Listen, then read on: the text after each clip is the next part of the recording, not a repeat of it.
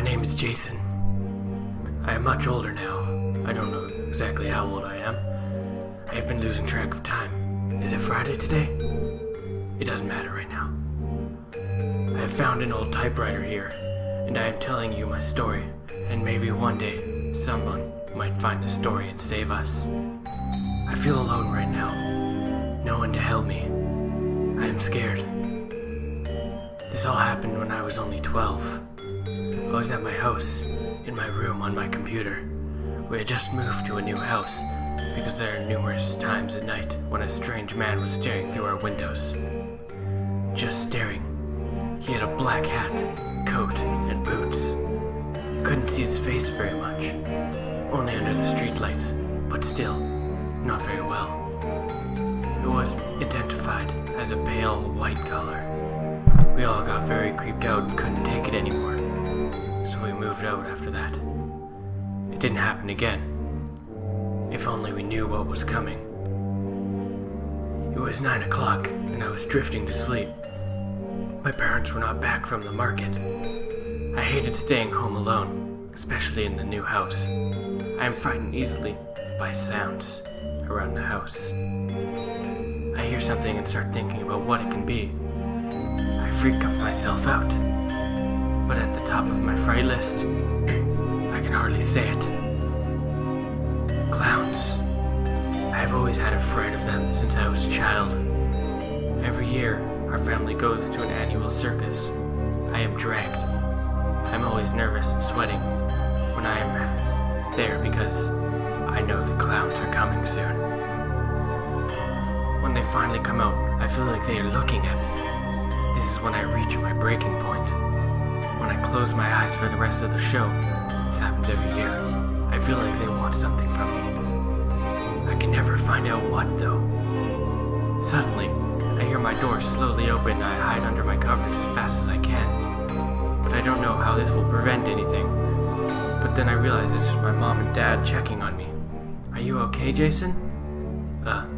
Yes, just come into the house.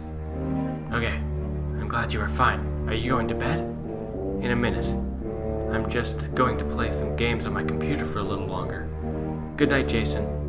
Good night. If only I had said something more than good night as my last words to them.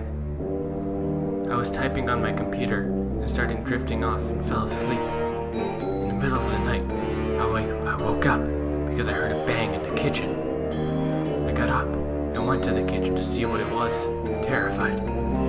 When I got to the kitchen, I saw a note on the countertop.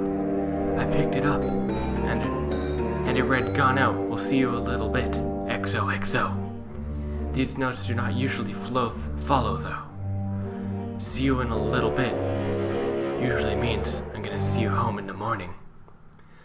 As I was reading the letter, I felt a breeze across my back. It was as faint as a fly running across your arm. I turned around quickly and saw a black figure in the corner. Then I rubbed my eyes, and it was not there. I should go to bed. I must be tired. I went to the bathroom, and then shut off the bathroom light, and then crawled back into bed and drifted off to sleep. Around 11 o'clock, I woke up to a noise that sounded like footsteps into the guest room, which is the room right next to mine. "Mom! Dad!" I shouted. But there was no answer. I got up and opened my door and looked through the long hallway and again shouted, "Mom! Dad!" Again, there was no answer. At this point, I was getting scared. Those were definitely footsteps. I checked in the bathroom, which is connected right to my room, and with the guest room to see if Mom and Dad couldn't hear me because they were in there. I looked in the bathroom and saw something that freaked the hell out of me. The bathroom light was on, and I had clearly turned it off. Things like that cannot happen on their own. The door that separates the sinks from the toilet and shower was shut, and I never closed it. At this time, I knew someone was in the house. I didn't dare open the door because we don't have any weapons yet, and I didn't have any silverware or a gun. I ran to my bed. I went under the covers as fast as I could. The bad thing about my room is that I don't have a lock on my door, so I was basically in an open for someone to come and murder me. I just stared at the bathroom until I drifted asleep again. This time, I had a dream with a pale white hand reaching for a bottle of vial and tipping it in a glass of water. It was very disturbing. I woke up to a frightening, covered in sweat. Then, I reached for my water on my bed. Reached for the water on my bed, side table, and took a sip. Then I started feeling ill. I held my stomach in pain. Could my dream have been real?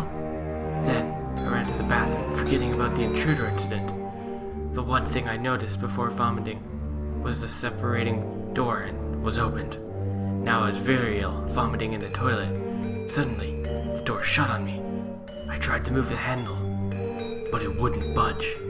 Before I could start freaking out, something rapidly pulled me back and knocked me unconscious. I woke up in a dark place. There was a long hallway with black and white checkerprint walls and floors. And up along the hallway was pictures of my biggest nightmare. Clowns. I stood up and walked along the hallway. I studied the pictures with fright. These pictures were very disturbing.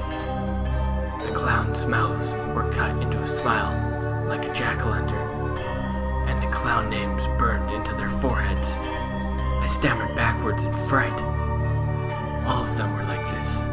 They all looked depressed, with black circles under their eyes. I looked in front of me and saw a light at the end of the hallway and ran to it. This led to the door, and I opened it. The room had many mirrors. When you looked at them, you looked short or tall, or had a big head or a small head. I must be in a fun house. I had fun for a bit looking in the mirrors. Then, the fun stopped. I was looking into a mirror and I saw something in it. It looked like a man who used to stare in our windows. It was him! Then, he took off his hat so I could see his face. He had a pale, white face with a wet, red, squeaky nose and a smile painted across his face. He was a clown. The clown master. And just like that, he squeaked his nose and ran away. And then he was in another mirror and another. He ran out of the room as fast as I could. At the end of the room, I came upon another door and I opened it. The room was a dressing room, where all the clown's clothes, racks, and big shoes. I was looking at the clothes, and the clown man popped out from behind the racks and made me unconscious. I woke up and stuffed into a small cage, aching. I looked around, and I was in a dull, small room, with blood all over the walls and floors. I kicked myself foot out, and the cage broke. I snuck out without saying a word, so the man-clown would not hear me. The next room was another floor with mirrors. I looked walking through to get to the next floor, but there was walking through stopped I did, and then looked through the floor, something hideous. It was me. I had a pale, white face that was not makeup. A big smile cut into my face, a big red nose, and the clown name scarred on my forehead. It read, "Happy." I screamed, but then I looked in the front of me and there was another door with an exit sign about it. There was still a chance to be saved, I thought. I ran to it and started turning the knob. It wouldn't budge. I tried again and again. Suddenly, the floor beneath me disappeared and I fell into a trap door. I'm done, for nobody can save me now, I thought. I was, and still laying on the floor, and with a lot of other people like me. They had big smiles carved into their face, and the clown name burned into their foreheads. Big red noses. I have seen people go crazy down here. We are kept down here until the time is right for the master clown to change us. He changes out personality to clown personality, and takes us to the circus. This will end up happening to all of us.